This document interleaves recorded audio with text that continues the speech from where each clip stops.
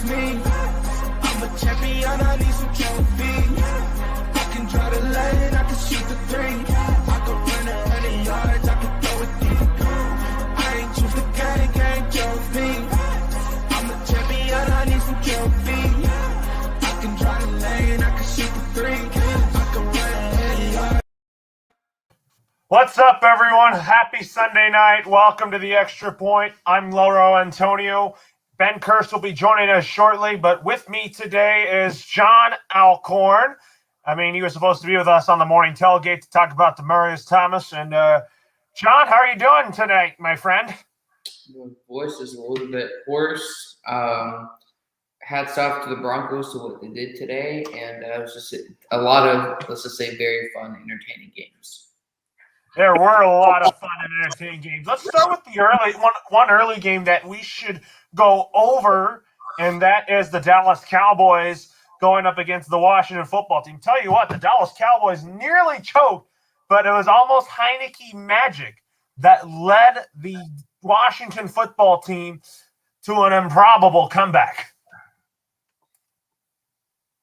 That's the thing for Dallas, is that if they can't hold on to this, if this happened, even 30% what happened tonight with the Cowboys in the playoffs, they're not going to win a single playoff game. With how competitive let's just say alone the NFC West, the Cardinals, obviously not Seattle, the Niners, I mean, those two teams and a couple of other NFC teams, they can't afford to do that in the playoffs. Now, I was wrong. The Cowboys are winning the division. Now I stick with my pick because I own up to it. But no, it was a very interesting game. I will say, though, hopefully they do not force Ezekiel Elliott to play the rest couple of games. Let your third stringer, I believe, I can't remember the former team he played with. But it was definitely a very interesting game. And, Washington football team, they have a long way to go. They do have a long way to go, John. And if you look at it, I mean, it was almost a near comeback here. But at the same time, the Cowboys just held on, but they could have lost this game. We're going to go to our comment section. So our MVP of the show, Justin Bosman, says, Zeke is Eddie Lacy. And I find that comment pretty funny because he eats a lot. And, John, would you agree with that, or do you disagree with that? Here's the underlying problem, Logo, is when we pay or overpay a running back. He was due for a new contract. These issues type of happen. You really want the new contract. He got it. He got complacent.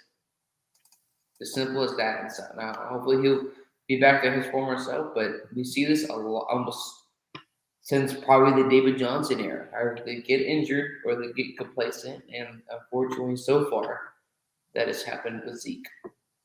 Absolutely, it has. That's for sure. So, talk about you're familiar going to Houston Texans games. You went to one of their games at NRG Stadium, but the Texans, however, are 2-11. They lost 33-13, and Seattle improves to 4-1 against Houston. They're 5-8, and for the Seahawks, this win could help them get back into the playoff mix. But it's probably not going to be easy next week when they have to play the Rams. No, Seattle's done. They're not making the playoffs. I mean, the Cardinals are 10-2.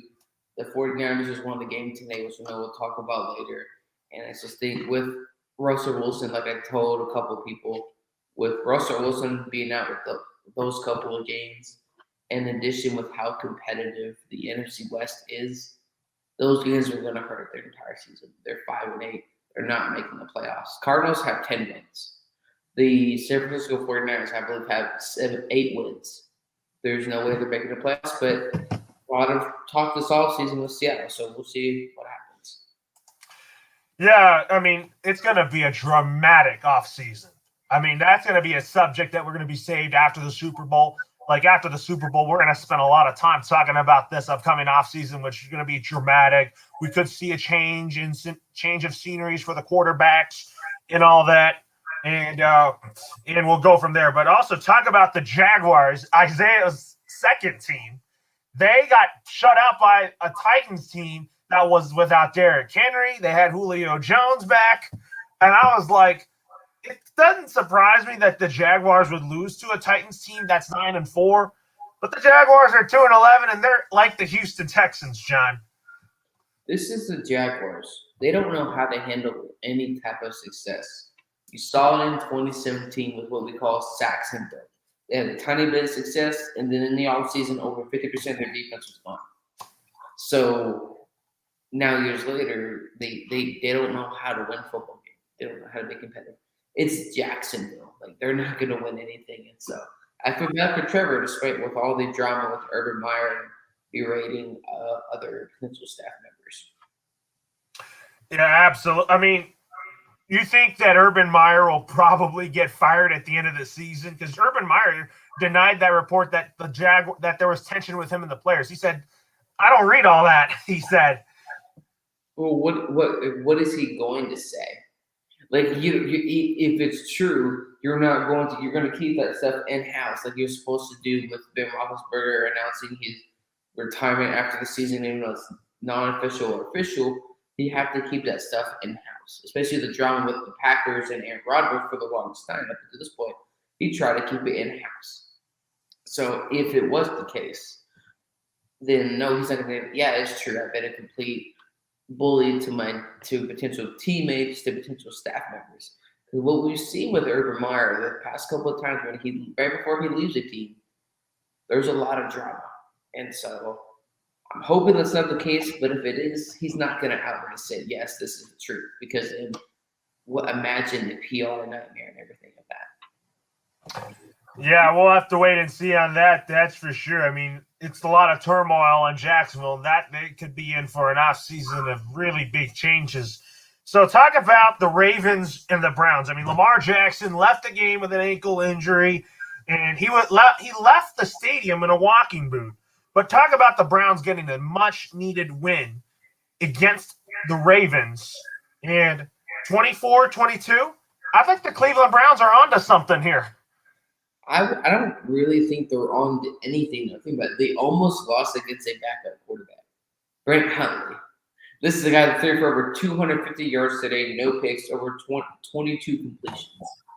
It's a great win that they needed, but coming playoff time, you think they're going to beat a healthy Ravens team in terms of Lamar Jackson or Hollywood Brown or the receivers they have? No. But for the Ravens side, I've been very critical of Lamar. But I don't care if it's Tom Brady. I don't care if it's Russell Wilson. I don't care if it's a player that I really hate, even though it's not hate, or I don't like. I don't wish injury upon nobody. And I wish them the best. But no, I'm glad they won. But they almost lost against a backup quarterback. And that should be concerning come playoff. I mean, it is. It is. Like, Cleveland almost lost to a backup quarterback. And for the Ravens, there's going to be a lot of I think that there's going to be a lot of questions like, is he going to be playing the next game? Is his ankle injury serious? I don't think it looked like to be serious. Hopefully it's a bruise, though. They don't need to rush it, though. Don't rush a quarterback back when he can take you deep into the playoffs. Ask Shanahan how that went with RG3. They were a couple games away from the Super Bowl his rookie year. Don't rush him back. Even if you don't make the – in worst case scenario, they don't make the playoffs. But Lamar Jackson's 100%. Or they make the playoffs, go deep, but he's not 100%, and it affects his status in the offseason and in 2022. We're going to have to find out, that's for sure here. So talk about a team in your division, two teams that are pretty much fighting for playoff spots, like the Chiefs. Obviously, they're going to win the division by the way they've been playing lately. The Raiders, however, they got shellacked by the Chiefs. I mean, John, you know the AFC West pretty well. What is going on with the Las Vegas Raiders? Well, we won't have to say what's going on. But if you've read the news, there's a lot of stuff going on. And especially, I'm not here to make – their season's over. Derek Carr with the Raiders, that's, I would say, a question mark for 2022. Especially having to find a new head coach. I mean, when you bring in an interim head coach, it's not like everything is going to flip and turn around and, oh, my gosh, it's going to be just fine. If you're riding high on a couple wins, all your players are back 100%, then it's just more of what do you do? So much drama, and Derek Carr's leadership has been the saving grace, not in terms of their season, but in terms of drama. Like when you have leadership or drama with the Jaguars or other team, it gets out to the media. People freak out, and all these things happen. But with Derek Carr, he handled it with class. Their season's beyond over. They got spanked. They didn't get to spank. They shouldn't even be coaching flag football. Their season's over. Moving forward, it's going to be a very long off season, especially who's going to be the quarterback next year, who's going to be the new head coach for the Raiders. And Josh Jacobs, is he going to be 100%? It's kind of up and down. Yeah, Josh. I mean, the Chiefs needed this win, and the Chiefs have a big game on Thursday night against the Chargers. Do you think that the Chargers are going to find a way to get this win, or does Kansas City get revenge on the Chargers in LA? Oh, I think the Chargers win by 2. I mean, did you just see that throw by Justin Herbert right before halftime, right before he was going to get sacked? A deep ball to the receiver. I mean, this guy can throw such a great deep ball. Very similar to Patrick Mahomes. I think it's going to be very competitive. It's not going to be like the Raiders. It's not going to be like the injury-riddled Ravens or the Broncos or whatever. They have a very good chance, and I predict them to potentially win by 2 points. Chargers are really good. They could be wrong, and Justin Herbert's playing phenomenal. Talk about the Saints getting their first win since Week 8 against the New York Jets. And Taysom Hill started at quarterback. I was like, Taysom Hill right now gives the Saints the best chance to win football games. And as for the Jets, they're 3-10, and they're a team that could be firing Robert Saleh at the end of the season. That wouldn't make any sense, though. You don't fire your head coach your first year in there. I mean, it takes a while to figure things out. Look at it with a couple of other teams in the NFL. You don't fire a guy after the first season because they had a bad year, his rookie year. That would be, by that logic, they should have fired, who was it with the Giants, a couple other head coaches that we've had. That would be like firing Kyle Shanahan back in 2018, 2019, 2017, 2018 because of one bad year. No, I think that would be insane. Now, do I think Zach Wilson's the guy? I don't think so, but the Jets don't know much about picking quarterbacks, as we both know. They've always been defense, so I wouldn't say fire. That would be a bit much, but I definitely would think there'd be some question marks because that rookie receiver, man, Elijah Moore is something special. You have Corey Davis. You should be utilizing him a lot more. You've drafted offensive lineman. You got a rookie running back. They have an interesting future, but Zach Wilson, I don't know. But again, it's rookie year, so who knows? I think Zach Wilson is the future of the Jets. He does have the utmost potential, but we're just going to have to wait and see how things go here. So, anyways, talk about the Falcons and Panthers here, John. I mean, the Falcons needed this win to keep their playoff hopes alive. And as for the Panthers, they're 5-8. And then on our comment section, Justin Bosman said that Cam Newton got benched. Rightfully so. We always we have our favorite childhood shows. Oh, let's bring it back. Reunion. But Carolina got what they wished for. Cam Newton got what he wished for. What do you think was going to happen? They weren't going to make the playoffs. Tampa Bay owns the division, as we saw today against Buffalo. So it's a great reunion, but it only lasted one game. It did only last one game, that's for sure. And anyways, so the Panthers fall to 5-8, and then there could be some changes there. So talk about the Giants and the Chargers here. The Chargers got a huge win today, but the Giants are 4-9.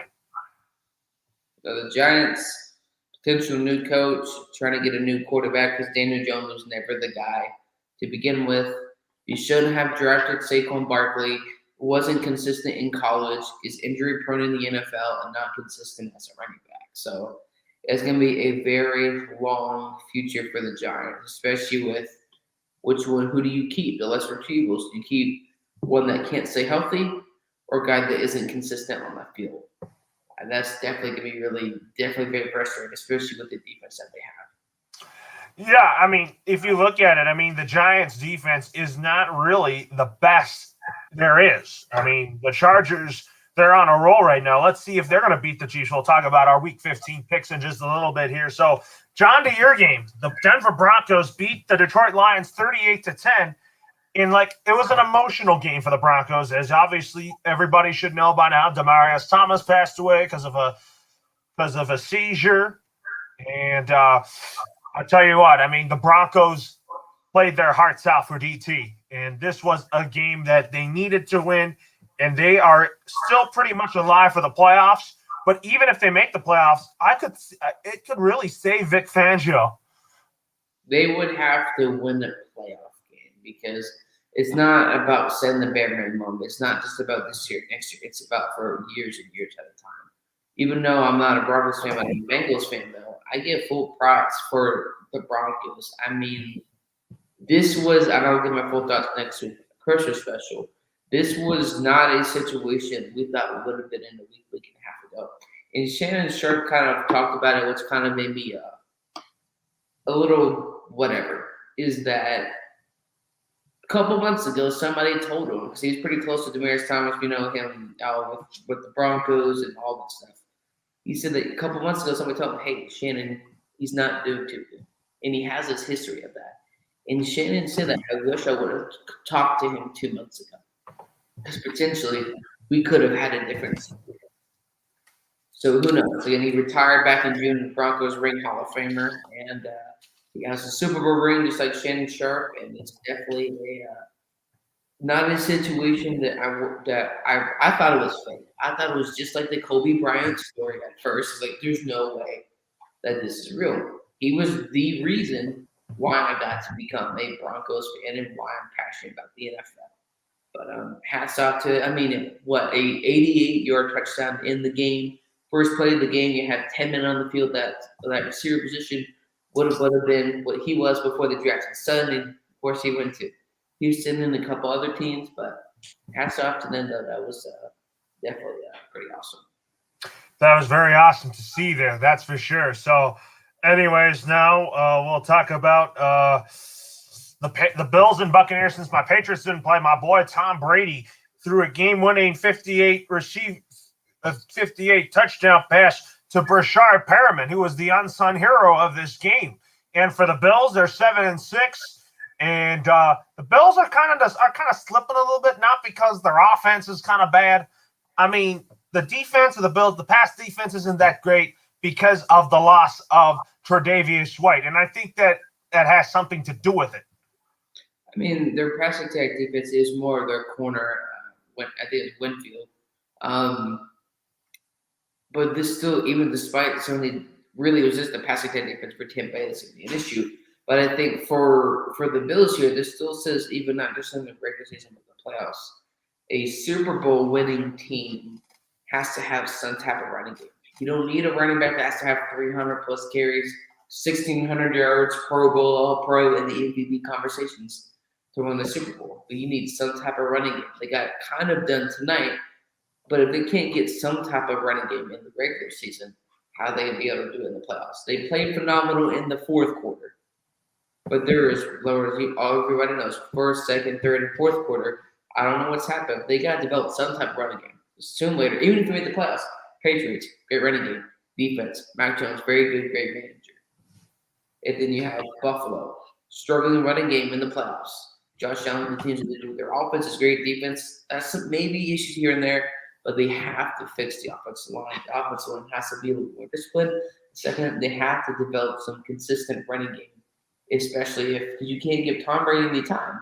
And you don't run the ball at all in the first half, neglecting Josh Allen. That's a problem. You cannot give Tom. You got to make sure Tom Brady is staying on the bench, pissed off.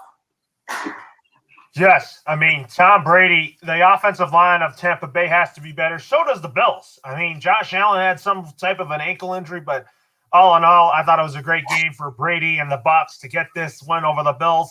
And I think it was a much-needed win. So, John, you said you were a Bengals fan, and then they lost to the 49ers. And we have a video that we want to play for the audience with the Niners getting a win here. This is for you, Isaiah. Woo! Woo! How about them Niners, baby? Turn it up, DJ. Turn it up. Turn it up. Come on, turn it up, DJ. Woo! That's right, Jay-Z. Guess who's back? The Niners are back. We back.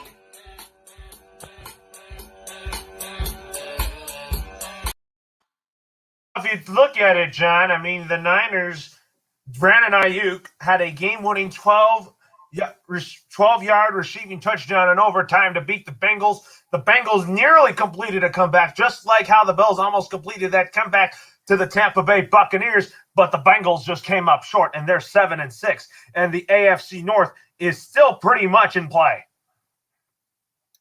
It definitely is in the AFC East, but if I'm the AFC North, right, is if I'm the Niners, you're not winning the division. The Cardinals are going to win it.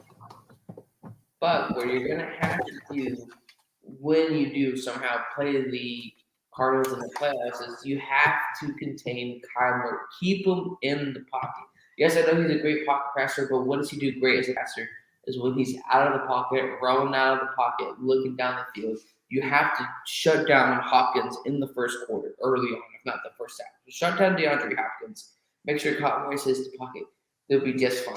You know, Jimmy G's last year in San Francisco, so if I'm the Niners, how much playoff success do you think they could really have outside of somehow playing the Cardinals in the playoffs this year? Yes, I mean, I think the Cardinals are probably going to win the NFC West. And then the Rams probably will still make the playoffs in some capacity. And then I think the 49ers will probably be in there. But I feel like that if Seattle is healthy, then you could see all four teams make it. I mean, that Seattle, they're not making it. Their season's over. They're 5-8. Like I said, those couple of games with Russell Wilson being out was going to be killer with how great the Cardinals are doing, with how the San Francisco 49ers are coming back. There's no way, especially in a week or two, Cardinals keep doing what they're doing. They're going to win the division. So that pretty much already hurts the Seattle's chances. Seattle, like you said, Seattle has to win their last 4 games of the season. And San Francisco can't. Let's say San Francisco wins 2 of their next 4. That already hurts Seattle's chances completely. So there's a chance, but no, they're not making the playoffs.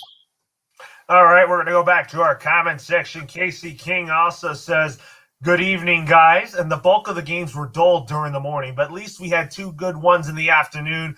Both Bucks versus Bills and the Bengals versus the Niners. And then Casey King has a point here, and he says he's looking forward to seeing his LA Rams play the Arizona Cardinals tomorrow, which he will be at the game, which is pretty cool.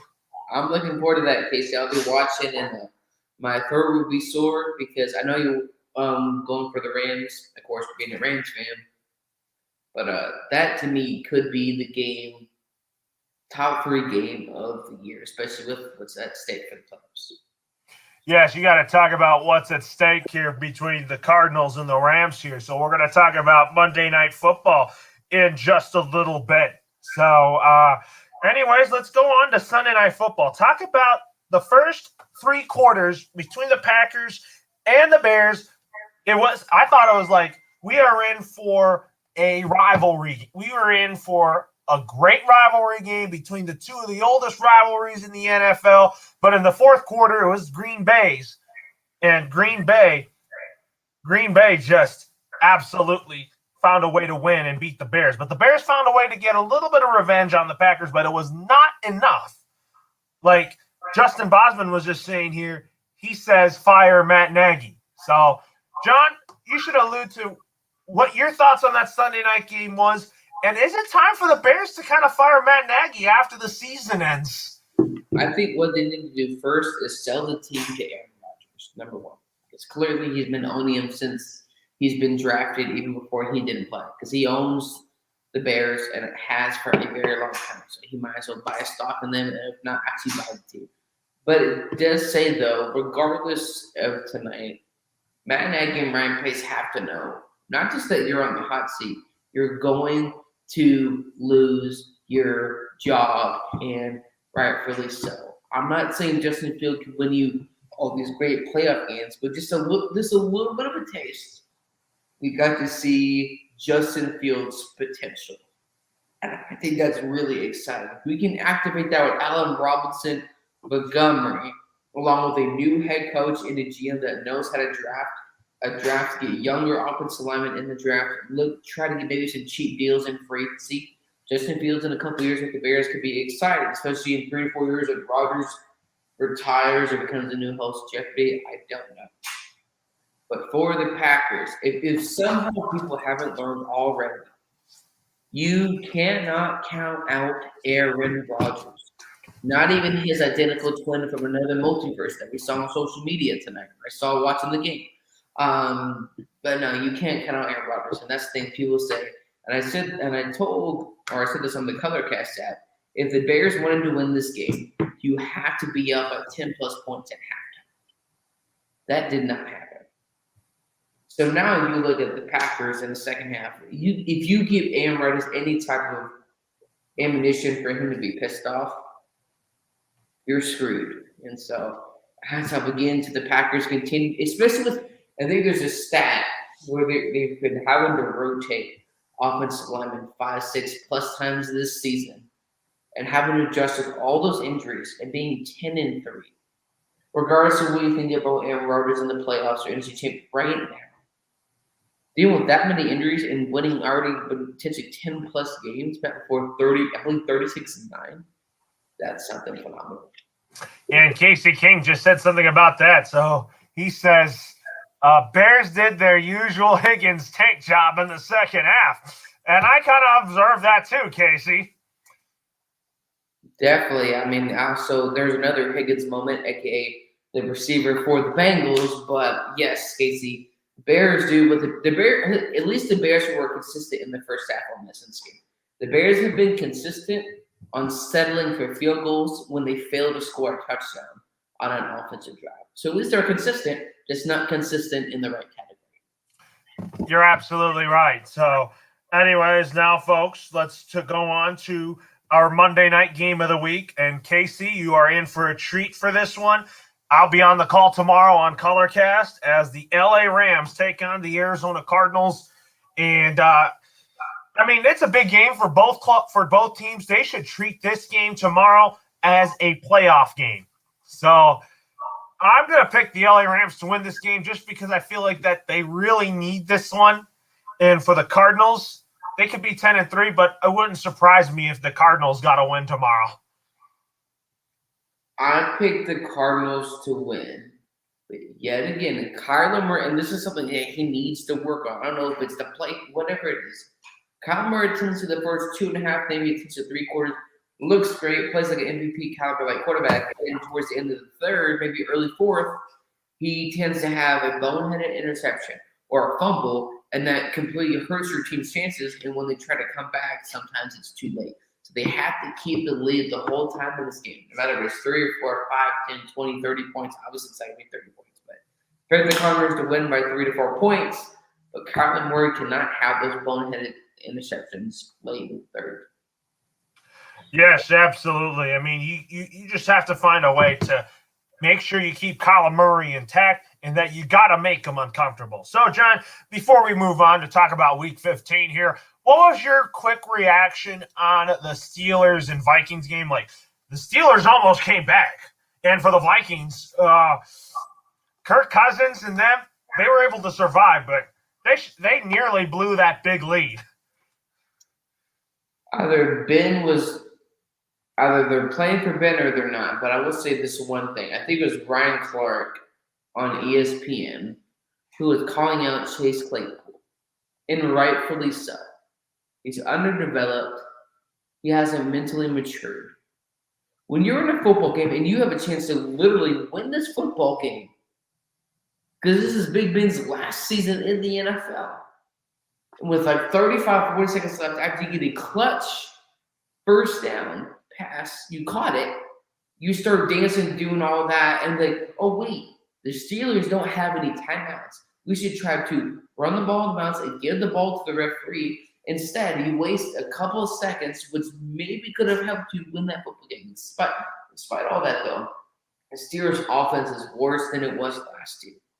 They start off 10-0, almost 11-0, and then they literally lost, I believe, in the wild card round against the Cleveland Browns. So hats out to the Vikings winning a must-win game because they have to win out from here if they want to make the playoffs and hopefully do pretty decent. But for the Steelers, it's going to be a really long offseason. I mean, they still have a chance. They're 6-6 with Amari being out. Maybe that helps, but that was definitely a very fun game to watch. Yeah, it was kind of an entertaining game, but we'll have to – I think the Steelers are in for a very, very long offseason. So, I mean, Ben Roethlisberger is probably going to be retiring after this, but before we head on to Week 15, we'll have a breakdown of the playoff picture here. We'll start in the AFC. The Patriots have the number 1 seed in the AFC, along with Tennessee in second, the Chiefs in third, the Ravens are in fourth, and then the Chargers, Colts, and Bills are in the 5, 6, and 7 spots, with Cleveland and Cincinnati and Denver.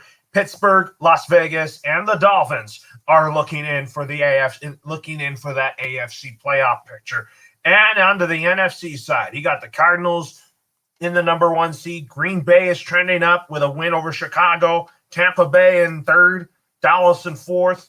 And then your wild cards are the Rams, the 49ers, and the Washington football team, with the Vikings, the Eagles, and the Falcons, and the Saints, and the Panthers, and the Seahawks, and the Giants, and the Bears. They're on the brink. So that's the playoff picture for you here. And let's go to Thursday Night Football. And we have a very good Thursday night game coming your way, folks, as the LA Chargers are hosting the Kansas City Chiefs on Thursday Night Football. It's going to be a dandy. But I'm going to go bold in this pick. I mean, people might agree or disagree with me on this pick. I'm picking the Chargers to beat the Chiefs just because I think the Chiefs look lost offensively. What's really carried this Chiefs team is their defense, but I need to see more of Patrick Mahomes. So, John, who do you want between the Chiefs and the Chargers? Oh, you're on mute. Didn't they beat the Chiefs earlier this season at Arrowhead? Yes, they did. So then that's not necessarily a bad take at all. I mean, the Chiefs proven they're beatable. Didn't the Bills beat them at home? They've been beatable a couple of times this year at home. So I don't think that's not a bad take at all. I picked the Chargers to win, I would say by 1 point. Because, it's not – the Chiefs' defense is not the reason why they've been doing their 8-5. They played phenomenal today, yes. But in those games that they were struggling, the defense wasn't showing up. But, again, they're finally been able to get their rhythm back together. And definitely be interesting rest of the season. And we got a comment here from Nathaniel McGurk, and this question is actually for you, John. He says, I know you swamped NFL teams from the Denver Broncos, but honestly can't blame you. I'm rooting for a different WNBA team than I was a year ago. Can you allude to that comment? I only disown the Broncos because when you constantly do the same thing over and over and over, and you stick your middle finger to the organization, you stick your middle finger to the team, to the fans, and then it's like you are happy with below mediocrity. You're happy with Beavis and Butthead level, with success as a team in the offseason or in the draft when you had a chance to draft a franchise quarterback with a great roster on offense. Into this season, losing against Baltimore. You beat Detroit today, but again, it's Detroit. They have to be able to do much better, and you lost against the Chiefs. Just boneheaded decision after boneheaded decision. So we'll see what happens, Nathan. All right. So, anyways, we have 2 Saturday games hitting Week 15. 2 Saturday specials. I'll be on the call for when the Patriots take on the Colts. That game can be seen at 5:15 Pacific time. I'm looking forward to that, and looking forward to seeing what the Patriots will do. They're playing the Colts in Indianapolis, so both teams are I think we'll talk about that game in a minute here, and then it's probably going to be a playoff game between those two. And the Raiders and the Browns, both teams are on the playoff bubble. We'll start with that first Saturday game. That game can be seen at 1:30 p.m. Pacific time on NFL Network only. So, John, who do you like in this game and why between the Raiders and the Browns? I'm going with the Cleveland Browns because it's at home. I just think that the Raiders, they've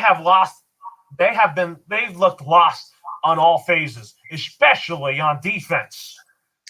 When you lose 48-9 against the Chiefs, and not just because of the Chiefs, but they were a division team, and you lose against them by nearly 40 points, I can't imagine what's going through your head already. You're already disarrayed in the organization with situations that did happen.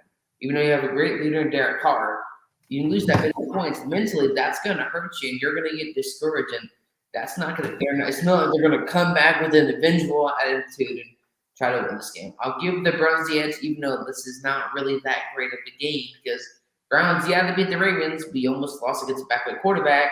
The Raiders 6-7. They're not going to the playoffs most likely, and you got spanked by almost 40 points against the Chiefs. All right. So, anyways, you think that the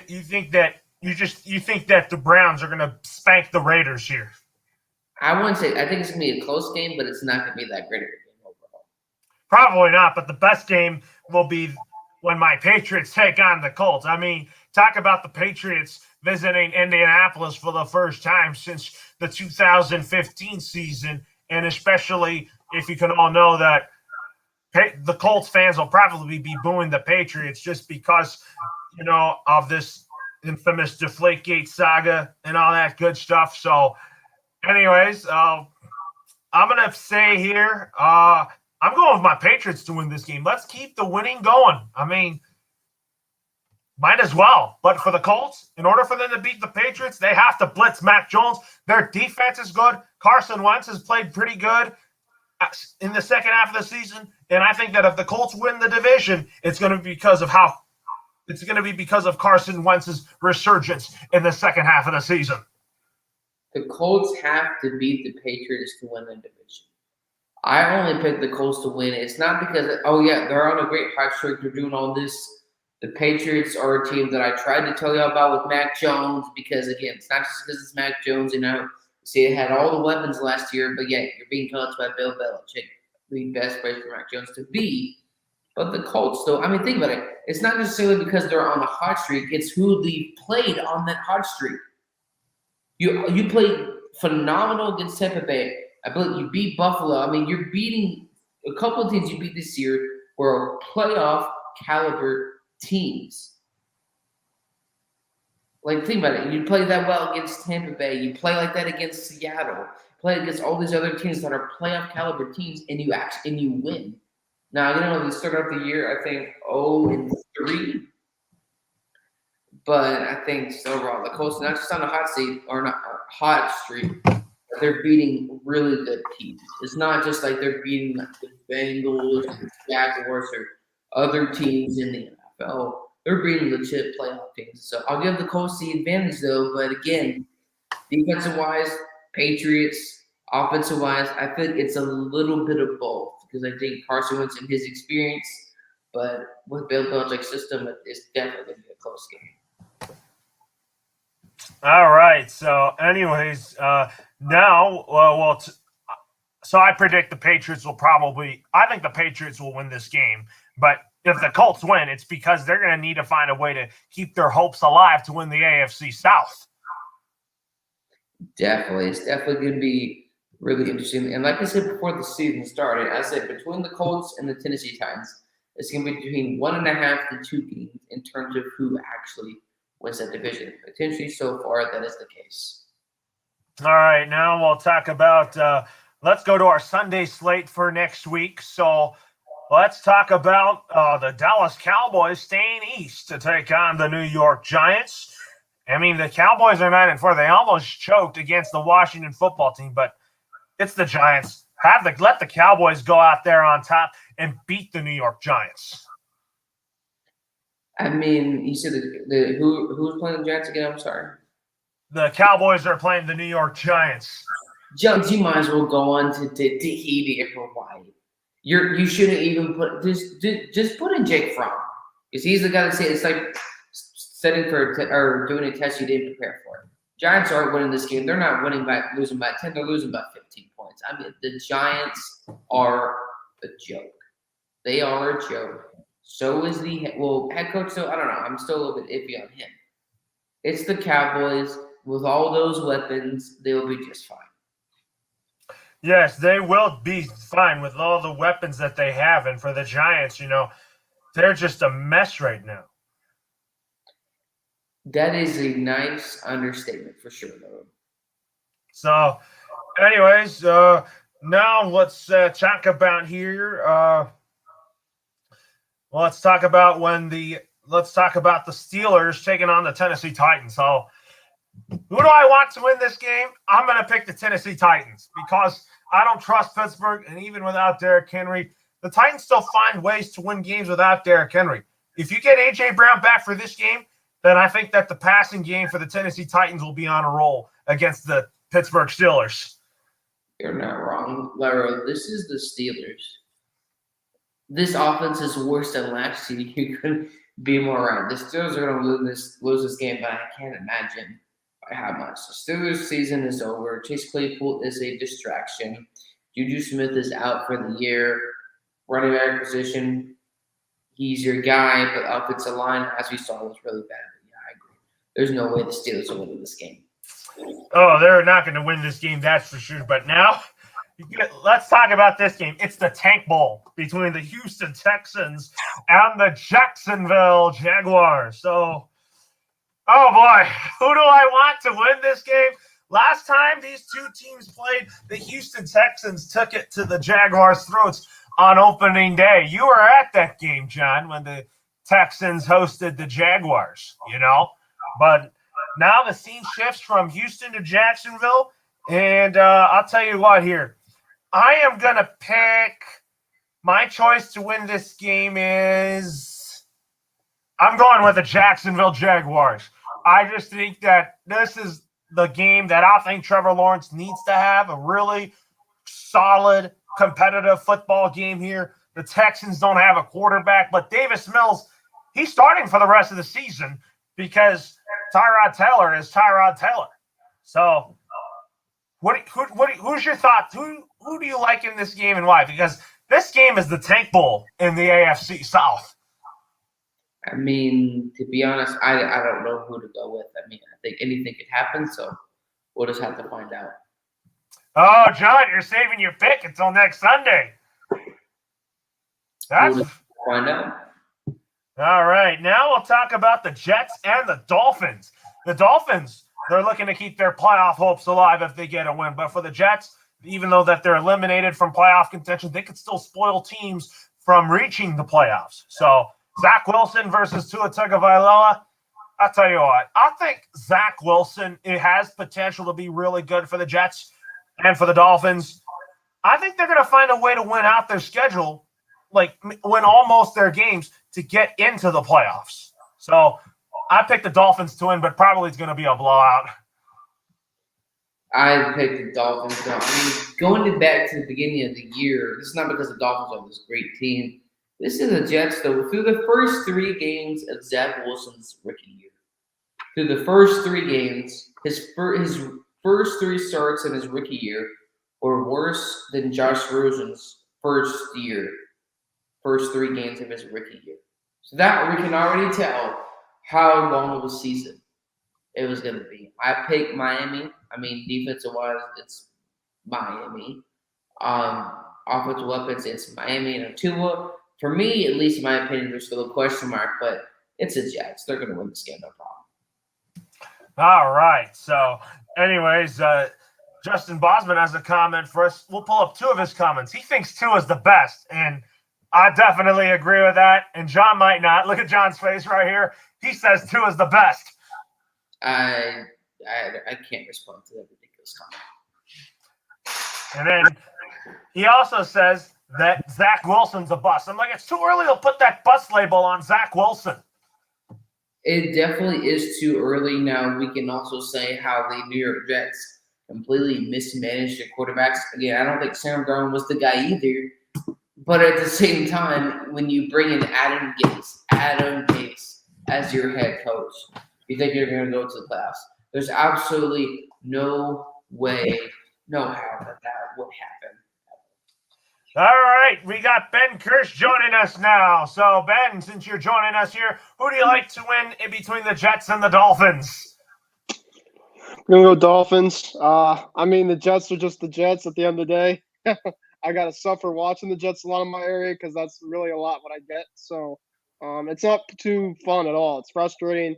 Um, I mean, to be fair, Zach Wilson I think has potential, but he has to really work on his short game a lot. He kind of overthinks a lot and tries to go for always the big play. And just his overall his front offensive line definitely has a lot of work to do.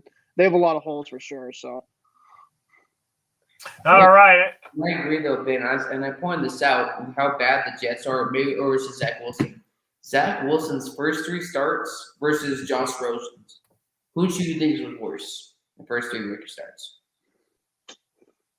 Josh Rosen. It was Zach Wilson. The 2 touchdowns, 7 picks compared to Josh Rosen. So that kind of tells you how, let's just say, long of a season it was going to be. Yeah, I mean, I think Saleh is, I think, the right coach for them, because he's a motivating coach, and I think they need it. But it's just their roster building, their construction just needs so much work. They just have so many holes everywhere. Do you think it's about putting the pieces together, or is it just, hey, they've been known for defense, but what is the issue here? You have Elijah Moore, Corey Davis.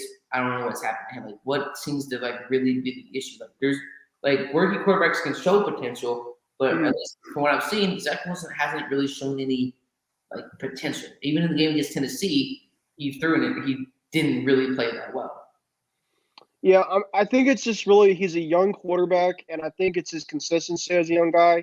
I think he's shown in terms at a school like BYU that he's had moments where he's been able to shine. But I think that at a place in New York, there's obviously a lot at stake, a big market, and I don't know really how much that he's been able to live up to the hype. Which I think that for sure he's in the AFC East, which I think between the Patriots, between the Bills, you see the Dolphins starting to make some noise here. The Jets still have a lot of work to do if they want to get to where they want it. It's going to take them still some rebuilding years. I think that I really like, where they're kind of heading because they've been close in a lot of games, to be fair. Here and there, they've won some games via upset, whether it's the Titans or the Bengals or something like that. And they were really hot teams at the time. But they just have a lot of, whether it's, Marcus May, is probably one of the best defensive players in the secondary. They just don't have a lot of just pieces together to make themselves really a complete team. That's really more the problem. I don't think it's really, their GM I think still is, really hard to kind of figure out, but I think that, they just need a lot of work to do top to bottom. I mean, he's basically playing like Joe Namath. And then what is that really saying in terms of, because Joe Namath is numbers there. They're numbers. All right, Ben. So since you're just joining us, who's your pick between the Patriots and the Colts? Oof. I'm gonna go Pats here. I really like where the Pats have been going. I mean, take my bots aside, but I think the Colts. I really like the way that Bill probably will have a game plan on Carson Wentz. I just don't know if I think he's going to make Carson Wentz throw a lot, and I don't know if that bodes well for a guy like Carson Wentz. He's shown flashes to be a good quarterback, but it's kind of similar to the Patriots in a way where they thrive on defensive turnovers. They have a pretty good defensive scheme. Darius Leonard has been really one of the best defensive linebackers in the last couple of seasons, not only on the team in the NFL, very stout inside. They also drafted Kwity Paye, who I thought was a great pick out of Michigan to solidify some of their defensive front. And then, I mean, offensively, Michael Pittman's had a great year. J.C. Jackson will probably go on him. T.Y. Hilton's obviously coming off of injuries, but he's obviously still a threat. But Jonathan Taylor's really their key to keep an eye on. He's been the most, hottest overall player. I mean, he, technically speaking, take the quarterback side of consideration, he could be in the MVP consideration. I think he's just been that good in terms as a player, and he could just make things happen for him. So I think the Patriots are going to win. It's going to be a close one. It's going to be a dogfight. I'm going up there, especially on a Saturday. But they're going to have to win through the trenches. I think it's going to be a battle through the trenches. But I think that Mac Jones obviously will throw a lot more than 3 passes like half the other night. Even though there was all those crazy wins, but. I think we'll get this one, and then we'll go off to Buffalo and feel even better about ourselves. The Colts are going to be a tough team, though, and I can't deny if we lose this one, I'm not going to say, well, woulda, coulda, shoulda, because it's a really good team. I think it's really going to come down to turnover differential, as I've mentioned to you lower in the last couple weeks. If the Patriots win, the turnover differential, the chances of winning are high. And that's what's been going on the last couple weeks. Carson Wentz is a turnover machine waiting to happen, so give me the Pats. All right. So, anyways, Ben, now we're going to go back to our rest of our Week 15 picks here. So, anyways, let's talk about the Washington football team taking on the Philadelphia Eagles. I mean, both teams are still pretty much alive in the playoff race here, folks. So, I mean, I'm going to go first with this pick. I am going to pick the Philadelphia Eagles to win this game because you got the better quarterback in Jalen Hurts. I mean, talk about Devontae Smith going to have a big game. The Eagles are going to find a way to get this win because Nick Sirianni is an offensive-minded head coach that knows the X's and O's of running an offense. And a lot of people think he would have been one and done. He's done a decent job keeping the Eagles in contention for second place and getting into a playoff spot. So, John, I'll go to you on this one. Who do you like between the Washington football team and the Philadelphia Eagles? That's like saying which is better, the iPhone 12 or the iPhone 13. And there's really not a whole lot of a difference, I think. When you talk about the Eagles, I mean, in Washington, Tyler Heineke is like magic, is like if you can compare it to college football, to what Georgia used to be up until this point. Oh, he almost did it. He almost had it. But the whole point of Tyler, it's like doing half of the magic trick. It's like, I'm going to pull the rabbit out of the bag. And yet you forgot to take the rabbits out of the cage at home. So it's not really going to be that interesting of a game. But I would rather have Gardner Minshew starting than over Jalen Hurts. He has more of the experience. Jalen Hurts, I'm not really too sold on him. Again, it's the Washington football team. So with all those injuries on defense, I'll have to pick the Eagles. There's a toilet bowl and then there's a diarrhea bowl. And I think this is one of those games just because both teams, they technically could make the playoffs, but I just don't really see that happening at all. And what about you, Ben? Who do you like between the Eagles and the Washington football team? I'm going to go Washington. I know that they almost came back against Dallas today, but they've been probably the most consistent of the last several week type team. Philly, I know they beat the Jets, but they had a stinker against the Giants. They've been fairly inconsistent. I think Washington has the better defense. In this game, they were down a couple guys today, including Montrez Sweat on their front because of COVID. But they've been playing well. Their defense, I think, has overall. So, Philly's kind of a team that I just don't know how much I have faith in Jalen Hurts. I agree with John away with Gardner Minshew. I think looked really good, and I think they might fit better in a pocket passer type of quarterback too with Sirianni, just kind of the way that I saw last week. But I do think Jalen Hurts still has a lot of potential, a lot of ability. He has to. I still think, believe it to me, he has to make that next step to be the quarterback there. But it's going to be not the best type of game. The NFC East, it's still kind of the NFC East like last year. The games are obviously close, but it's just like, who's going to really win the type of game in the playoffs? I mean, out of all the teams, if when healthy, Dallas probably still has the best offense that could maybe give a team a run. But, especially like a game today, I don't know if I can trust Dak. I mean, Dak's a good quarterback. Don't get me wrong. But it's just like, a lot of those quarterbacks, Dak, and then, Daniel Jones and, Giants and stuff, they're just an absolute mess. I mean, obviously I have to go through, look at the Giants every week, I'm at my house. I'm in the New York area. That's a mess. With Mike Glennon or, whoever, it's just an absolute show. So that's obviously not fun. So you look at the Giants, it's, the Jalen Hurts is okay, but there's not really a quarterback outside of Dak that will stand out to me. But I'd probably have to go with Taylor Heineke. I mean, Taylor Heineke's definitely he's beaten Brady. He beat Cam, but I mean that still going to Carolina to face Washington was facing their own team. It was a good win, and then they also beat Seattle. I mean, Russell Wilson has played a little bit better the last couple weeks here too. So there's been some good wins for Taylor Heineke. So give me the Washington football team to win this utterly Dudley game.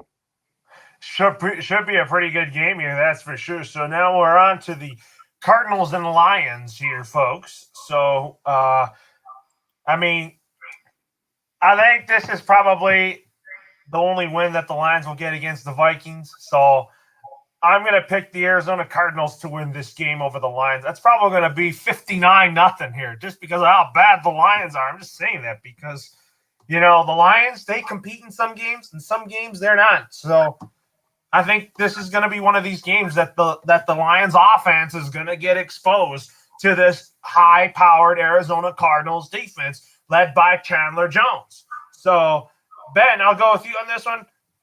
Do you think you're going to see a blowout with the Cardinals and Lions? Yeah. I mean, the Lions. I mean, that's like asking me, Laura. Okay, a team that's playing against I mean, I'm not saying the Lions are a JV team, but it's really boys amongst men in this type of matchup. You see the rosters between the two. It's not even close.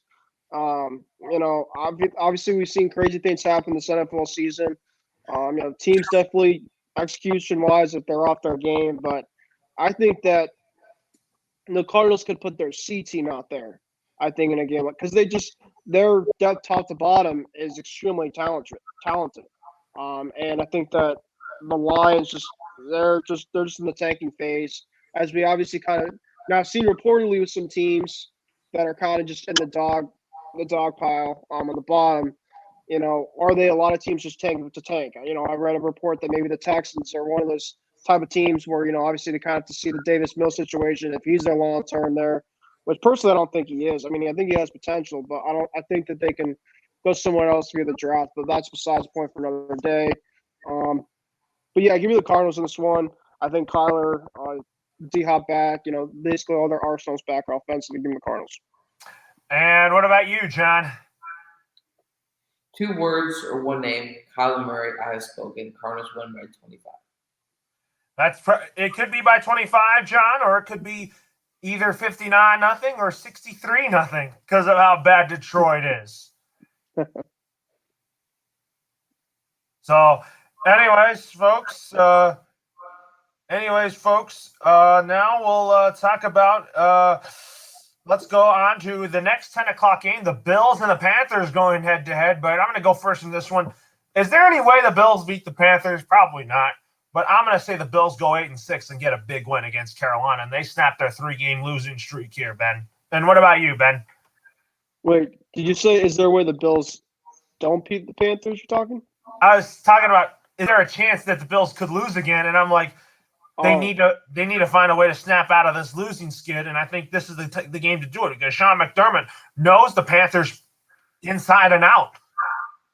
Hopefully the Panthers can have a good A game. But the Cam experience, as much as I love him, he needs to move on. I've loved him as a player, loved him as a teammate, but he's been benched the last several weeks there, and his time's done. In terms of just can't throw anymore, and it's tough for me to say because I really liked him, really thought he'd be a great fit in New England, but obviously I was wrong. I'll take that to heart for that for sure. And but I do think that maybe within the ground game, I mean, Matt Rule basically said today that he's going to basically play. They benched Cam, they used PJ Walker today, and PJ Walker I think had a little bit of trouble too. They don't really have their set quarterback. I know Sam Darnold. As much as Sam Darnold was very shaky here and there, at least he was a quarterback name that you don't really have to kind of fill around. He's definitely could be the guy, and he obviously got hurt. So, but I think that the Bills, they obviously showed a lot of good flashes today in their second half. I gave the Bucs a really good game at the end. Josh Allen, another thing too, Laura and John, keep in mind, he was in a walking boot in his post-game presser. They think that it's not going to be serious, but I think they're going to give Mitch Trubisky some reps this week. We're going to have to kind of see how that goes. But if Josh Allen, even if he is saying he's okay, we'll have to see if he's going to be 100% because, he was limping quite a bit after that game, and he definitely was struggling. He definitely probably was playing her in the fourth quarter. But he said after the game, in quote, he wanted to do it to fight for his guys, which I give him a lot of respect for. But you also have to be smart about it too, because you don't want to obviously hurt your team in the long run with an injury like potentially he had. The way that he got hurt too, I saw was basically on the sideline, and I think it was his knee or something. It just kind of buckled, and when he came up, it didn't seem like it was a lot, but he definitely was hobbling. So I think the Bills will win this game next week, but I also want to kind of see before their big matchup, obviously in New England, if Josh Allen be 100%, because that's going to be a huge storyline for sure. That's probably going to be a huge storyline, that's for sure. So I have the Bills winning. Ben, you have the Bills winning? I do, yep. And what about you, John? There's no way, no how the Panthers are winning this game. You let the Falcons beat you let the Falcons defense look like a legitimate defense in the NFL. A toilet can cover better than the Falcons corners or the linebackers. They are able to officially get to the quarterback. When's the last time we heard about this Falcons defense can effectively get to the quarterback? Never. And so we always want reunions and oh my gosh, bring back this show. But Cam Newton, you got your wish. Carolina, you got your wish. And look what's happened. Cam Newton is washed. Christian McCaffrey's injured again, and he's out for the season. No way the Panthers are winning this game. I have the Bills winning by 2. All right. So, anyways, now we'll go to our next game here, and we got Isaiah Leong in the house. Welcome aboard. What's up, guys? How you guys doing tonight, man? What's What's up, Isaiah? Doing great. So, right now we're just on our Week 15 picks. We're about to get to your game here in just a minute, Isaiah. So, we're going to go to John's game first. We got the Denver Broncos playing the Cincinnati Bengals. Both teams are 7-6, John. And I'm going to pick the Cincinnati Bengals to win this game just because, Joe Burrow is better than Teddy Bridgewater, but I think the Broncos will keep it competitive here. And, John, who do you like in this game? If they were playing the Bengals today, the Broncos would have won by 10 points. But since it's next week, I still stick to my point, though. You have to have the better offensive line. Sooner or later with Joe Burrow and Jamar Chase, that's great. But high Prince only has a limit. An elevator can only go so high to the point where, you don't have the core for the elevator. You don't have the offensive line. And that's kind of what you're seeing a little bit with Joe Burrow and the Bengals. Now, I know Isaiah's face and what kind of potentially what's going on through his head, but I picked the Bengals to win this game. Like, it's not going to be like a 35-30, like an exciting game like it was today when the Broncos demolished and spanked and really whiplashed the Lions. But like I said, the Broncos would have won if they played them today. But next week, I picked the Bengals win. It's going to be a close game, though. And if they do 20% what they did today, Mike Brown should sell the team, and Ben, you and I should run the team. We can do much better than what Mike Brown can do. Even Carson Palmer can vouch for that. I had him on the show. All right, so Isaiah, I want to go to you in this one. The Broncos came off a blowout win over the Detroit Lions, and then they take on the Cincinnati Bengals. Both teams 7-6. I mean, you know Vic Fangio pretty well. Are you going to go for Zach Taylor and the Bengals and Joe Burrow, or are you going to go with Vic Fangio and the Broncos? Well, I think both of these two teams have their deficiencies. I think that when you look at these two teams, Cincinnati, I watched the game today. Their offensive line is downright awful. Their defense can't stop the run. And the Broncos, what they do well is their running attack. Javonte Williams and Melvin Gordon. And also the Bengals' pass secondary is awful as well. I mean, Kittle and Deebo Samuel, even Ayuk, they got what they wanted against the Bengals secondary today. The Broncos are kind of the same. Their offense is so conservative.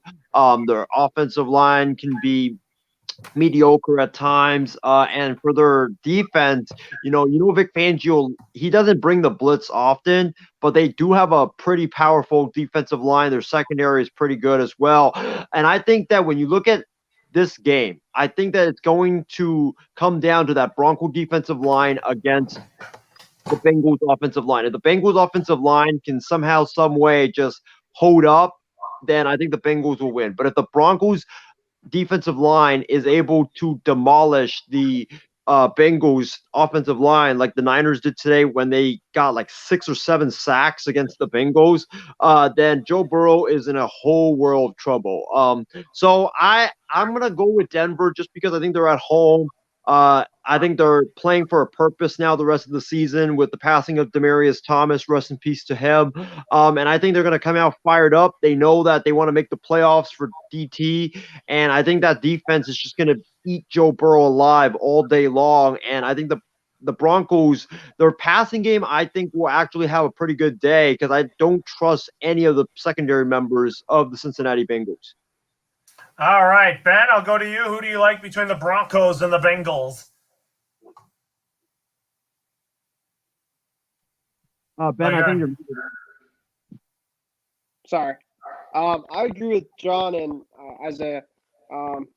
I think it's going to come down to the offensive line for the Bengals. And that's what happened to Joe Burrow last year. Yes, I understand that Joe Burrow was out for the season, but it seems like a lot of the same things obviously kind of happened. He's taking a lot of hits, a lot of sacks. But Jamar Chase, I mean, their receiving core is electric. Tyler Boyd, Jamar Chase, even their tight ends, they use a lot too.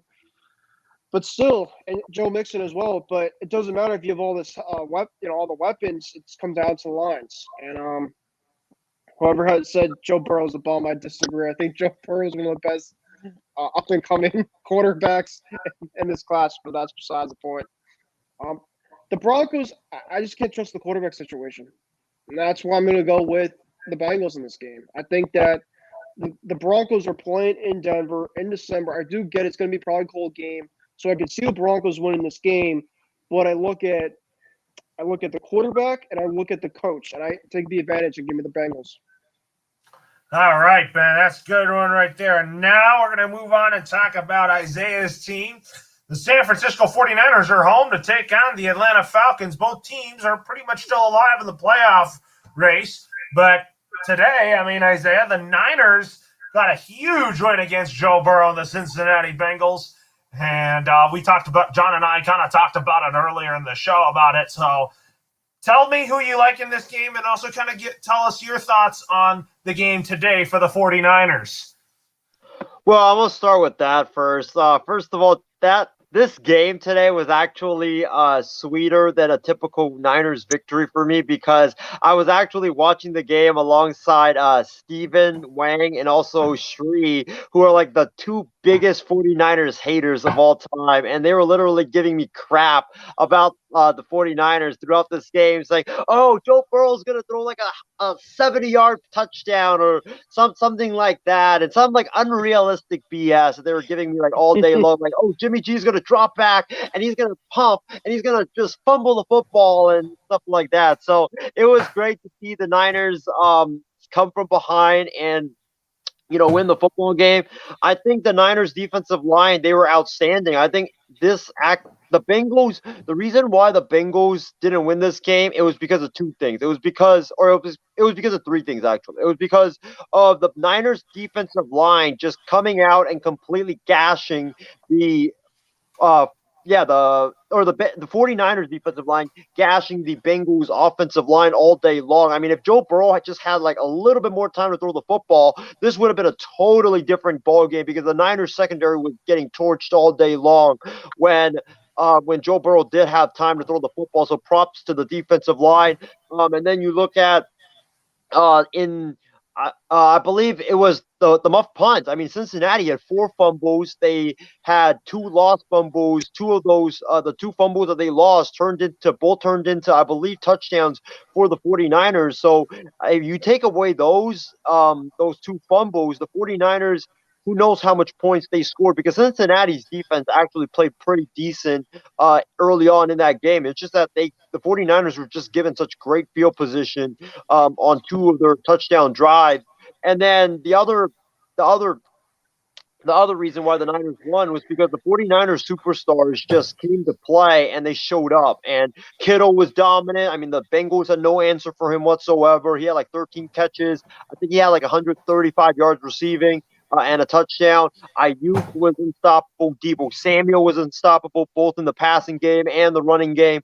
and they played like stars, and that's what the Niners paid them as, and the 49ers, those three guys, Kittle, Debo, and Ayuk, and even Nick Bosa, they played like stars, and they played really good today, and that's why the Niners came out with the win. So it was a really good win.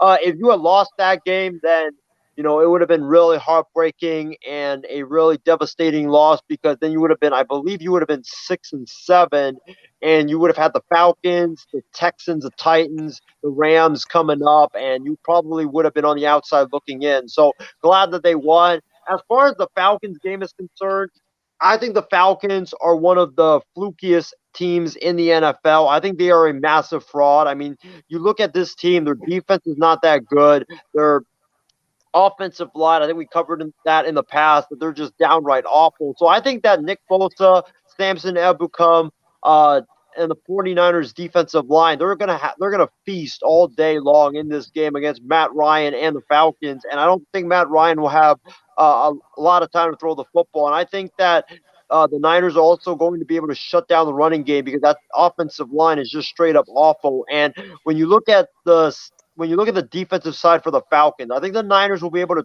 torch the Falcons on offense, because Kyle Shanahan is facing his former team. He knows what the Falcons run on the defensive side of the football, having spent a couple of years with them. I know it's a different staff, but they still run kind of the same defense that they did under Dan Quinn. So I think the Niners will have a lot of tricks up their sleeves, and I think that the Kyle Shanahan will be trying to prove, will have something to prove in this game, and I don't be surprised if the Niners win this game by like 17 points. That might be a good prediction there, Isaiah. So, Ben, who do you like between the 49ers and the Falcons? Well, Isaiah, thank you for George Kittle going absolute head today. He's one of my best fantasy guys on my team. I still am not nervous the Patriots not getting Deebo Samuel. I don't know why they haven't got him. We decided to take N'Keal Harry over A.J. Brown and Deebo Samuel. So, man, you guys have a ton of talent right now. Jimmy G, I'm happy he's doing well. Former Patriot. Glad he's doing well. I agree with Isaiah. The Falcons are an absolute joke. Matt Ryan, I think he deserves better. And me and Lower have agreed to this along in the past, that Matt Ryan does deserve better. I think Arthur Smith, for sure, they just need a whole different type of roster build-up, shake-up. I don't know. Their defense is an absolute mess there, too. So whatever they got to really do. But I think the Niners are really stepping up at the right time. They faced some adversity this year. And I told Isaiah earlier on the season, when they were, I think, 2-4, 2-5. When you were after the game, I said, for the Niners kind of turn their season around, who are some guys to really, get themselves going? And George Kittle was out for a couple of weeks during that time. I'm like, when you get George Kittle back, you have some opponents that I thought the Niners were very favorable with. Jimmy G, if he doesn't turn the ball over, and when is Brandon Ayuk going to step up? If Brandon Ayuk can step up and be the way he is right now, this team definitely can. There's just because they're so explosive, and if they get the running game going, this is a team that I think a lot of people are going to be sleeping on come playoff time, because they've had experience before. Jimmy G has been in the Super Bowl. You don't want to face them, and I give the Niners a lot of credit for facing the adversity and coming up big in a game. It was almost like a playoff atmosphere-like game. I was watching the Bills-Bucs game, but I was kind of following it, and obviously obviously the Bucs are giving me heart rate, because I can't stand the Bills at all as a Pats fan, and obviously I love Tom keep on owning the Bills. I don't want to hear from Bills Mafia online saying, "Oh, Brady choked the 21." No. I don't want to hear that. So it was a good game. I got to give the Bills still credit, but good job, Isaiah, and your Niners for sure. All right. So, anyways, John, who do you like between the Niners and the Falcons?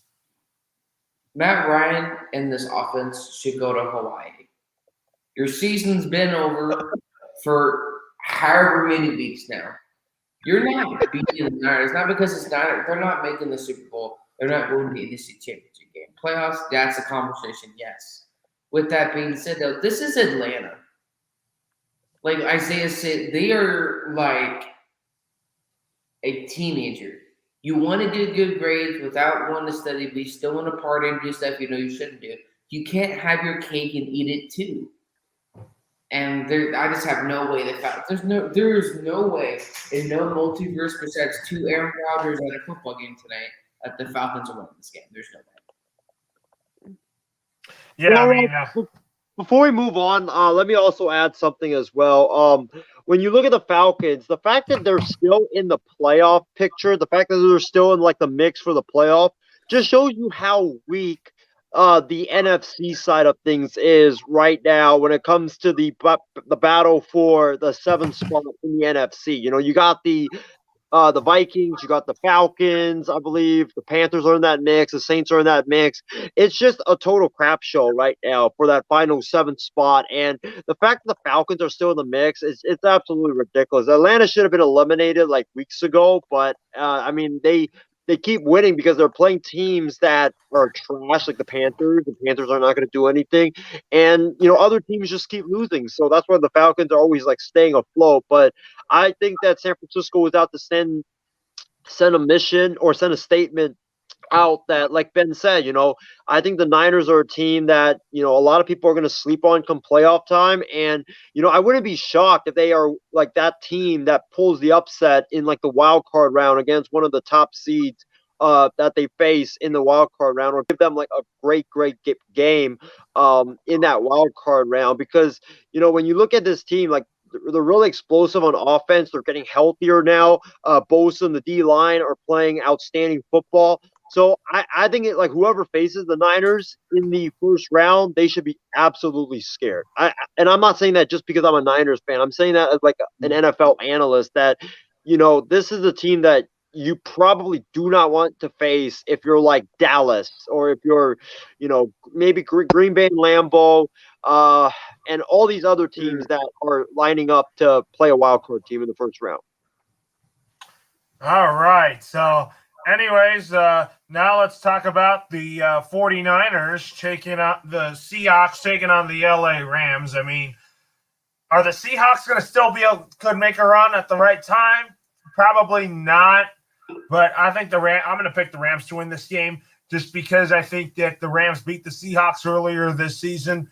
The Seahawks will probably be going 5-9, and I think that they might be eliminated from playoff contention if the Seahawks lose to the Rams and then they lose to the Cardinals. So, Isaiah, I'll go to you on this one. Who do you like between the Seahawks and the Rams? Is this game in Seattle or is it in LA? LA. Oh, okay. Yeah, I'm picking the Rams. I can't go with the Seahawks. The Rams always have the Seahawks number. It's something like weird about the NFC West where you have like the Seahawks always owning the Niners, no matter if they're good or bad. The Rams, no matter if they're good or bad, always owning the Seahawks. The Cardinals, you know, they always for some reason own the Niners. They also, the Seahawks and them have some like really intense battles. So I got to go with the Rams. Sean McVay always has Ken Norton Jr.'s number.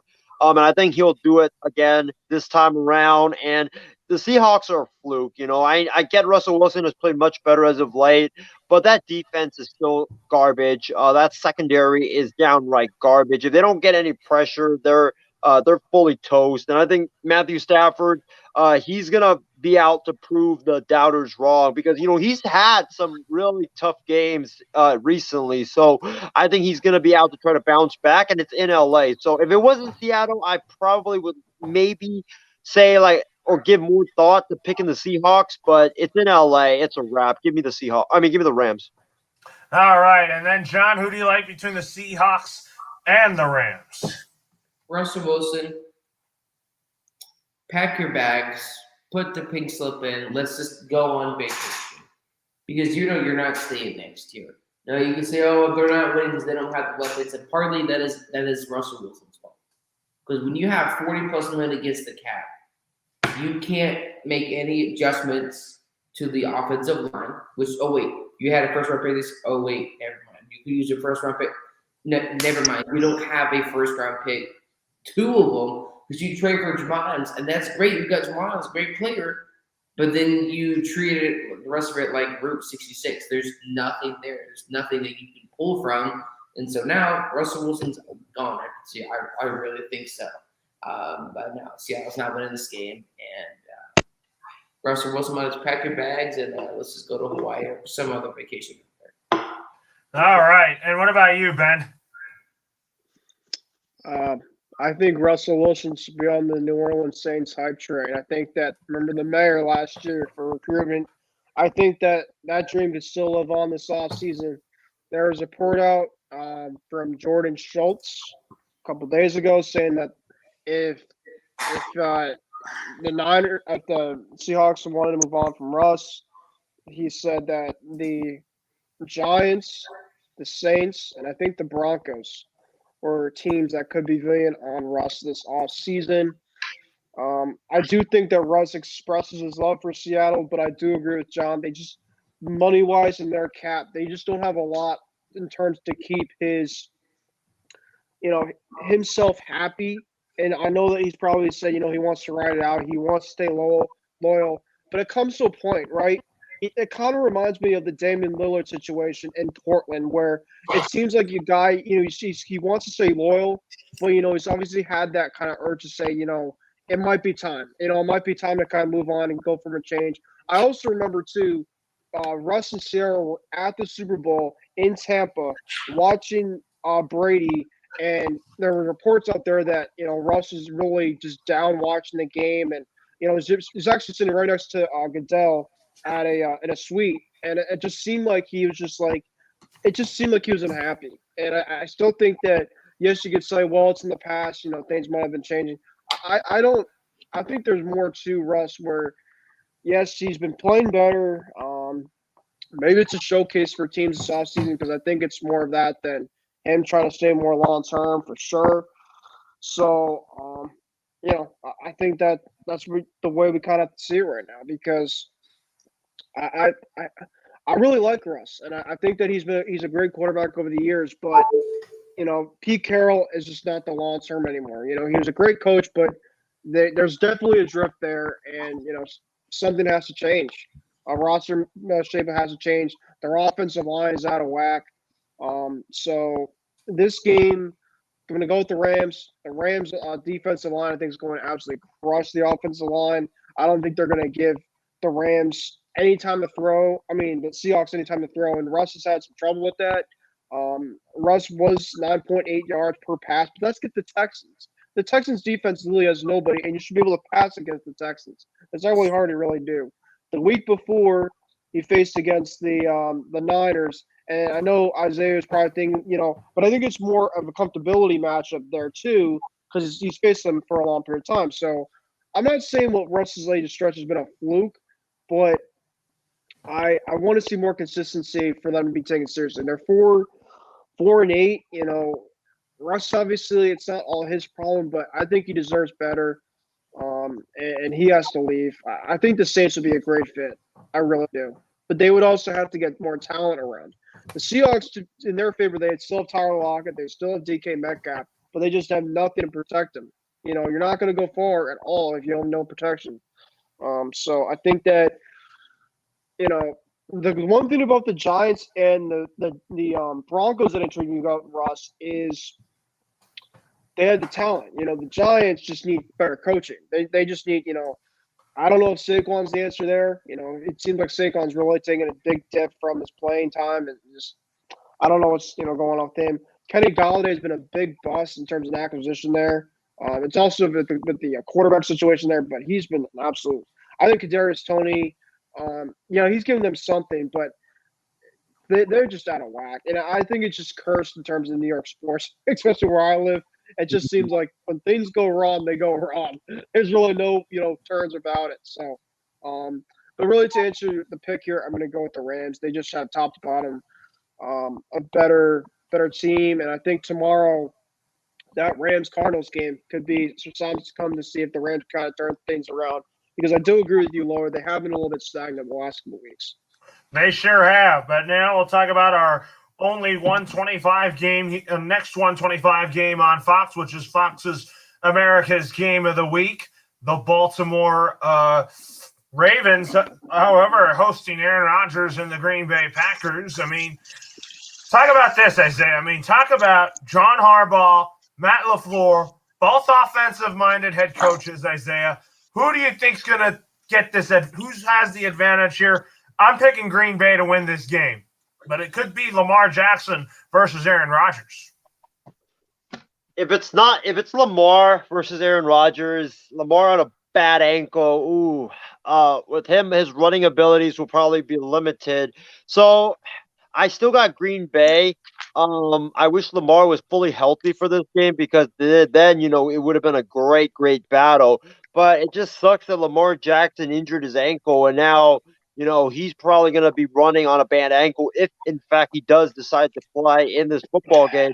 I mean, because when you look at it, Green Bay, when you look at Green Bay, their weakness is not the running or the run defense. It is the pass defense. Their defense today against the Bears, it was not really that impressive. So I wish Lamar would be healthy for this game because then it would be such a great battle. But I don't think he is, and I think that he's already limited when it comes to his arm, and now with him not being able to run the football as well as he probably will be if he's healthy, then I don't think that the Baltimore Ravens really have a chance in this football game. So give me Green Bay. And what about you, Ben? Which game? The Packers and the Ravens. Yeah, so as I texted you guys in the private chat, I'll probably head out after this just because I'm still recovering from my DC trip, which I had a lot of fun with, but I've just been exhausted. I didn't really get much sleep last night because I had to work this morning. But this has been an interesting game. I got a report from Schefter. Aaron Rodgers is, he's been looking fantastic, and he still owns the city of Chicago. No buts about it. I don't know about Bears fans, just how they go through it. But he's for sure their daddies. But he stood after this game, which I thought was interesting. From Adam Schefter tweet, during his post-game press conference, Aaron Rodgers said he suffered a setback Sunday night to his fractured toe, and it feels worse. It says surgery is, in his words, a last resort for sure, but the toe is expected to be re-examined. So, that also obviously takes a lot. Yes, it's a week away, but we'll have to see in terms of how he is. Another thing, too, is Lamar's banged up. He got hurt today, and we don't know. I think he's getting an MRI tomorrow. So, I mean, a lot of good quarterbacks, were banged up today. Lamar got hurt, Allen got hurt, and Rodgers got hurt. So, Rodgers was actually banged up last week, to be fair, and he seemed like he didn't miss a beat tonight. I'm going to go with the Ravens. I think that the Ravens in Baltimore, Packers are a great team, and, Packers just playing so good. They're due for a trap game. And Baltimore's just obviously a tough place to play. Now, it obviously depends in terms of Lamar's also playing as well. Because if he's not playing, Tyler Huntley and stuff, he filled in pretty good today, but I'm not going to trust him in a full game situation. So give me the Ravens if Lamar's playing, but if Huntley's playing, give me the Pack. I don't know. Probably going to go with the Ravens, though. I'm going to keep my pick. And what about you, John? Who do you like between the Ravens and the Packers? With Aaron Rodgers playing like this with the injury he's had and it's getting worse, just 50% of that, the Packers will be just fine. I mean, I can't imagine like the pain that he's having in that toe, or whatever you want to call that. I'm not a medical person. I'm not going to pretend, but for him playing like that under that kind of pain, and he has just a little bit more pain, just 50% of Aaron Rodgers, Packers will be just fine. And A.J. Dillon and, of course, Aaron Jones will probably get more carries in this game, but Packers, I think, will be just fine. Have like a 220, maybe 250 type of game, but 3 to 4 touchdowns.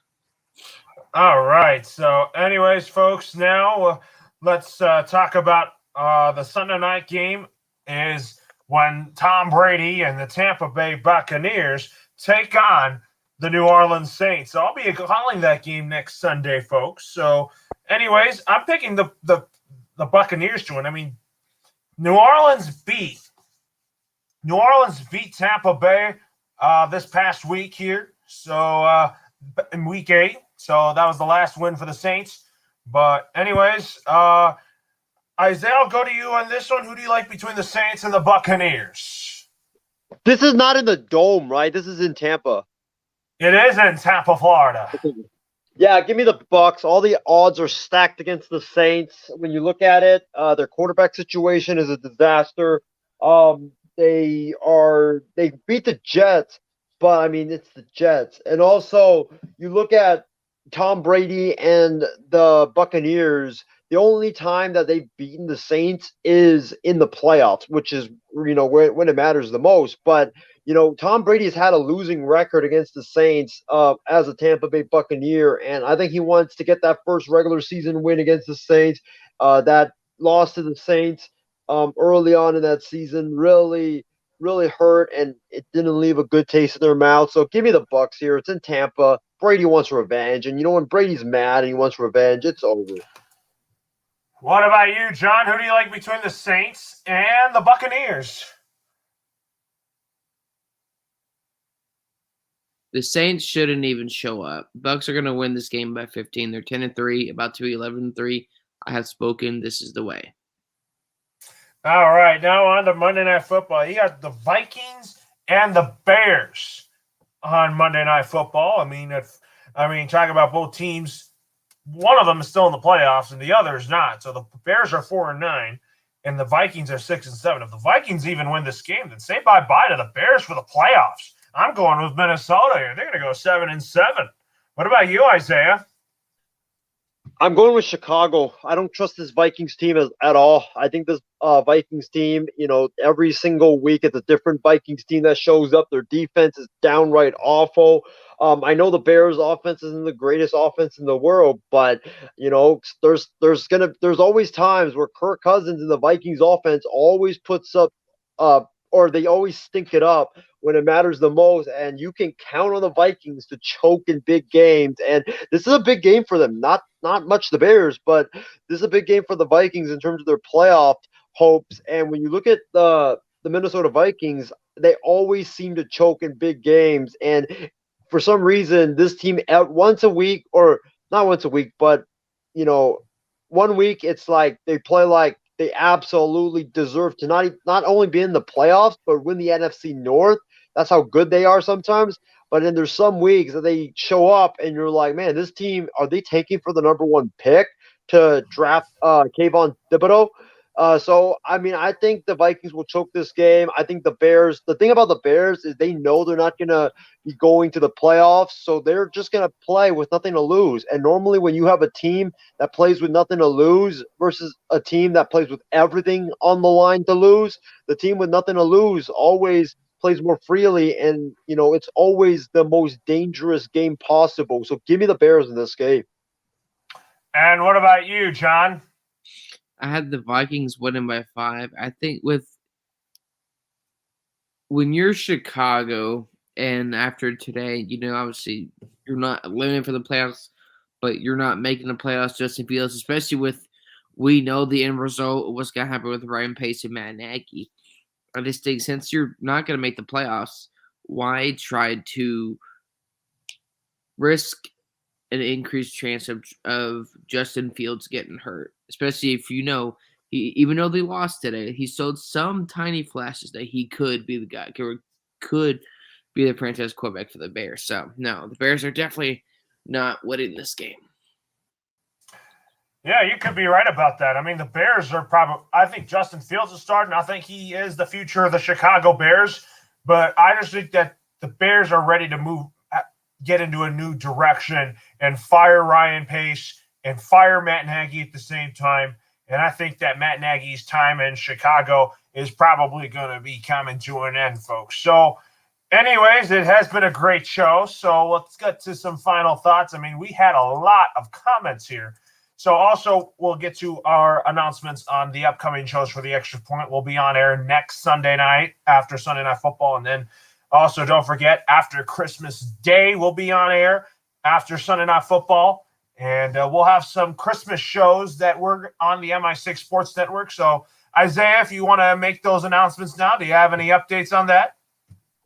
Yeah, about the Christmas special, we are going to have a Christmas special. We don't know if it's next Friday, or this upcoming Friday, or this upcoming Saturday. It's either going to be one of those 2 days, depending on it's to be determined right now. We still have some stuff to iron out, but we will be releasing the full information shortly. But like Loro said, it was a great show. Thank you to all the fans that tuned in. I know I was late on the program, but had so much fun talking football with you guys, and also had so much fun hanging out with my guys, Stephen Wang and Sri Anat this past week or this past weekend. And Sheree, if you're watching or if you're listening, for you, man, I hope that you have a safe flight back to your home. And it was great seeing you. And great win for the Niners today. Great win for the Niners. Great win for the Broncos, and also great win for the Lakers as my guy Austin Reeves came up clutch in the very end. Yeah, it was kind of a busy day for sure. So, anyways, John, what are your final thoughts? The reason why I was making a weird face of excitement earlier, I just now saw this from 4 hours ago. Ohio State quarterback Quinn Ewers announced that he's transferring to Texas, so that's some big news though. But no, it was definitely a good show, and glad to be back for a little bit. And things are happening. We'll have a Christmas special. I'm not sure if I'll be on, but yeah, a lot of things are being worked on, and thank you all for support. And after February, we're have future endeavors.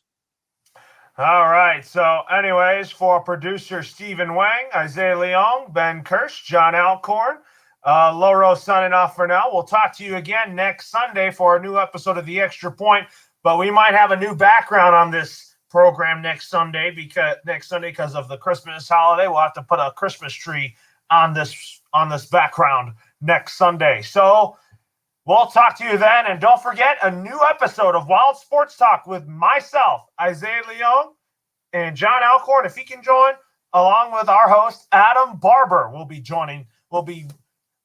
moderating our new episode of Wild Sports Talk. Looking forward to that. And everybody who's watching out there, have a great rest of your night, everyone. Yeah.